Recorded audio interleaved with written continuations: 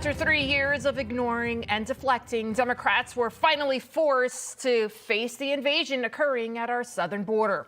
On Thursday, both President Biden and President Trump made a visit to the southern border. Biden walked slowly with a Border Patrol agent by his side, looking more like a grandpa on a leisurely stroll than our commander-in-chief on a mission to keep our country safe. As for President Trump, he walked confidently and determined. Their visits also contrasting in messaging.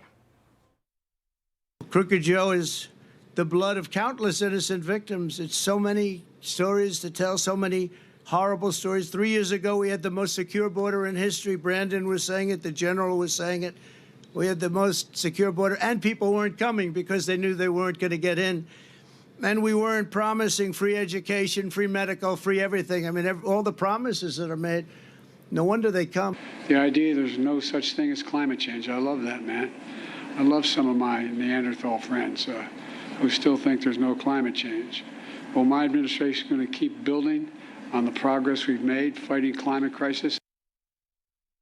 Climate crisis. Did you see the look on the Border Patrol agents' faces right as he's talking? They're incredulous. Really? I mean, we are experiencing an invasion like this country has never seen before. Most of you watching this program right now, you're probably a product of immigration, legal immigration. Your family members, maybe even yourself, like my parents, you followed a stringent process in order to come to this country. Yet under Joe Biden, an estimated 7.2 million people have come here illegally. Maybe most of them, they're looking for a better life. But we can't know. We simply do not know. It's impossible to know. Many of these people could be criminals. In the last few days alone, we've heard a number of crimes being committed by illegal aliens. These men, that you're seeing right there on your screen, they're just a few that are being accused of heinous crimes against children, women, rape, murder. The crimes are simply too heinous to describe on this Sunday afternoon.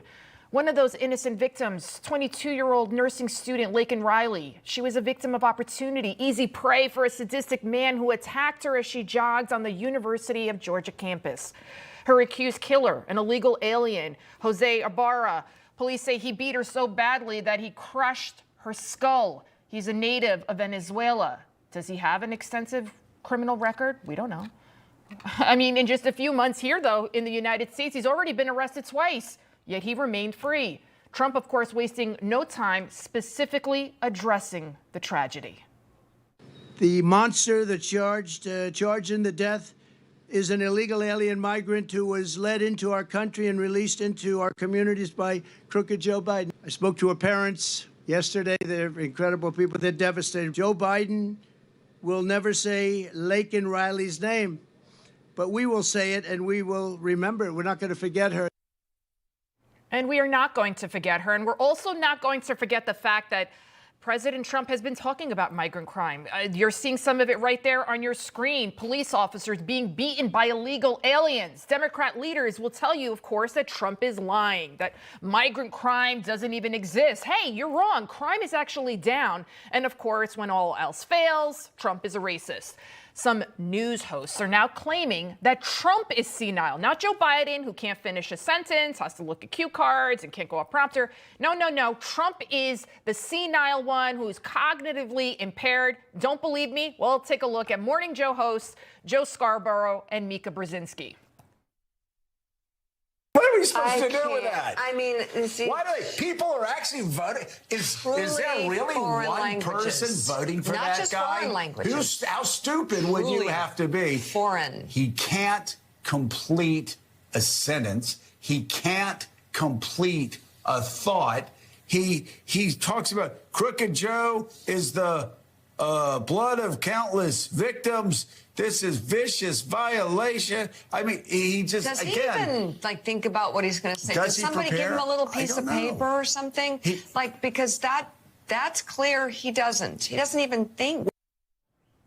It's hard to believe. They're actually talking about President Trump there, and it almost comes across as an SNL skit. Their personal disdain for Trump is palpable and basically an affront to journalism. Truth-telling. Listen, you want the truth? migrant crime, it is growing. And President Biden, he is fading mentally more and more every single day. It doesn't even have to do with age, right? I had Dr. Savage on yesterday. He's older than Joe Biden. You got President Trump. He's 77 years old. You know, we've seen this before, right? We all have that relative, that friend, person, somebody we work with maybe even. Their cognitive decline, it doesn't get better. But the major difference is your neighbor, your coworker, whomever it is, they don't have the nuclear codes. Which takes a lot more to go out to the communities and have to find these individuals and arrest them in the communities and bring them back into custody, which makes it more dangerous for not only me, for the non-citizen and the public at large. Okay, what's the better way to take on these cartels? Well, sir, Katrina Berger, I'm the EAD for HSI, Homeland Security Investigations. I knew that. I'm sorry, but they didn't. But I'm glad you said it. I should have said you.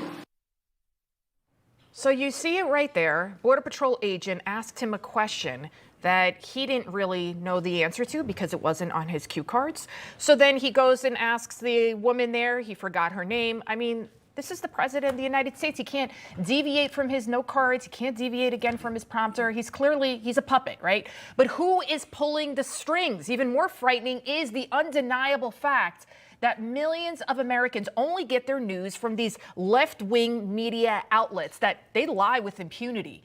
And it's not just the lies, right? They do it by telling a carefully constructed narrative. They omit certain facts. But here's another undeniable fact. Joe Biden's weakness makes our national security weaker.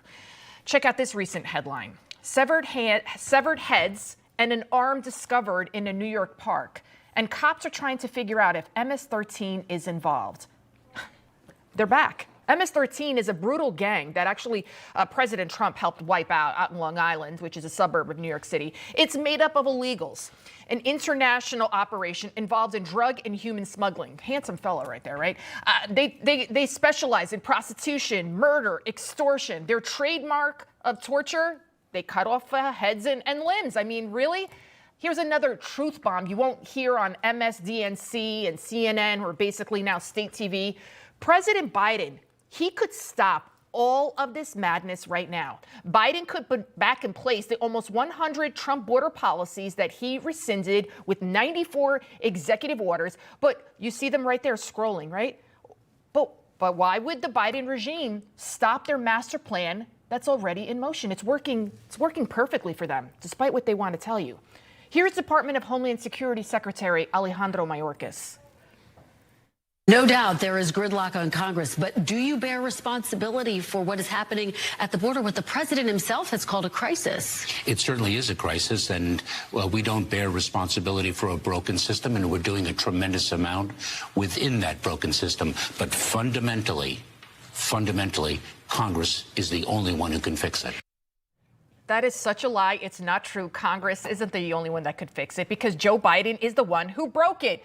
They really think that the American people are going to just keep buying their lies, that people would not believe their own eyes and ears and see what's really going on in their neighborhoods because now every city is a border city.